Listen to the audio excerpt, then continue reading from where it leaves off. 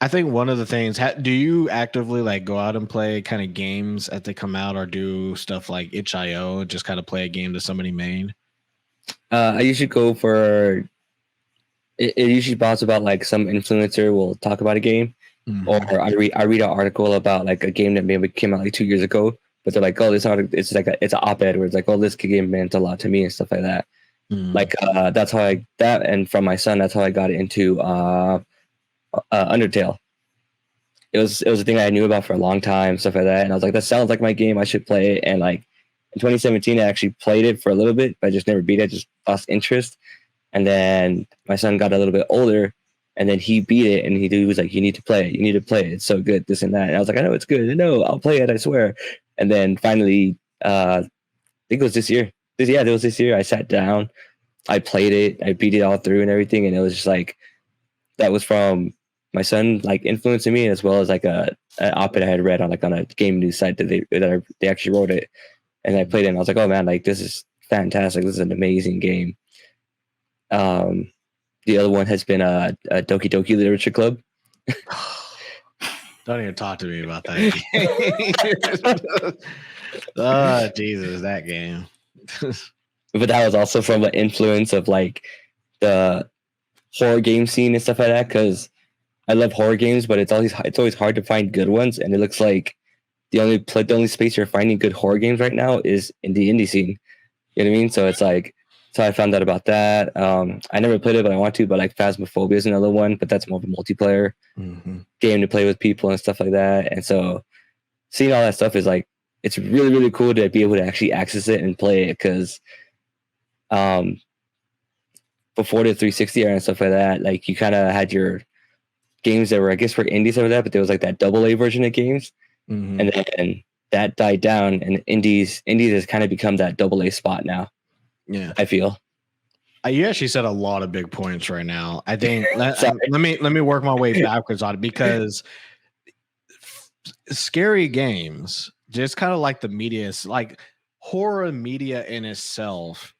I feel like when we were younger, I think we probably got scared of our own shadows, if it was dark enough, and Sometimes I still do. Like, and I think that's me. everybody was, yeah, but everybody was kind of like that, right? But now, when you kind of think about it, like scary games or scary movies, they kind of lost a lot of appeal, because the main point is they're not really all that scary. Sometimes it's like you kind of see Hmm. where everything's going. You know, the goal is to try to get you some thing, and then they normally just kind of result to jump scaring a lot. Yeah. And so I think indie games was the only place where horror games really could exist. And because it's not a game that you can really give to everybody either, at least a genre type. Like, Yeah. I don't think, I'm not sure, you as a parent, you probably know more than me, but I'm not sure how many will let their, 6 to 12-year-old play something that could give anybody nightmares and stuff like that. But I think that also gives them a chance to do stuff really well. I think it gives a chance to see like how can we do, so like Slender Man was one, how can we just kind of get a Yeah. game like, yeah, maybe it wasn't all that scary, but the aspect of like you're trying to accomplish something and something's chasing you around this world or whatever, while you're trying to do this, kind of adds stakes to the game. And I think Yeah. Definitely. when there's like actual stakes to a game, the game, I think it's when it starts getting kind of get fun in that aspect. But I think that was a good call out, because yeah, I think now where horror games are, they're kind of into like the whole like, well, how do we bring our classic villains and monsters and stuff and repurpose them in a different way? And I think that's where it is right now, which I get it. I think it's nice. I'm just not sure if it's exciting, but I just don't see too much of AAA really touching on like scary games. Like maybe gothic type of games, like dark aesthetics and stuff like that. But even then, that's kind of few of none, right? Yeah. It's they're not really a big thing. At the moment, when it comes to AAA, the only thing I really see is Resident Evil had its resurgence with 7 and like the remakes that they've been doing. Mm-hmm. And those are the ones that like I can see really been taking off and everybody talks about and stuff like that. But I don't see any other big AAA games that you see out there. You see smaller ones like Dead by Daylight's one that's still to this day going strong. Mm-hmm.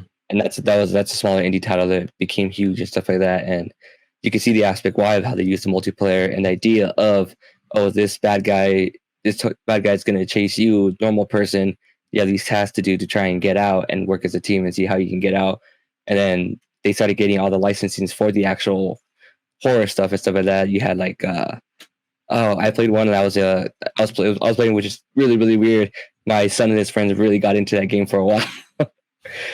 And I was like, all right. I was like, it's his game. It's like I watch horror movies all the time, so he's around and stuff like that. I was like, as long as you know it's fake and this and that, we'll be okay about it. And like I played with them, and I got the skin to be a Pyramid Head. And so whenever it was my turn out of the rotation to be the horror figure, I would choose a Pyramid figure, and they would be like, "Oh, that's not fair." It's like we just get like the lame ones, this and that. It's like, well, I have a job. I don't know what to tell you. So I'm gonna choose this character I want. Yeah, money makes everything fun.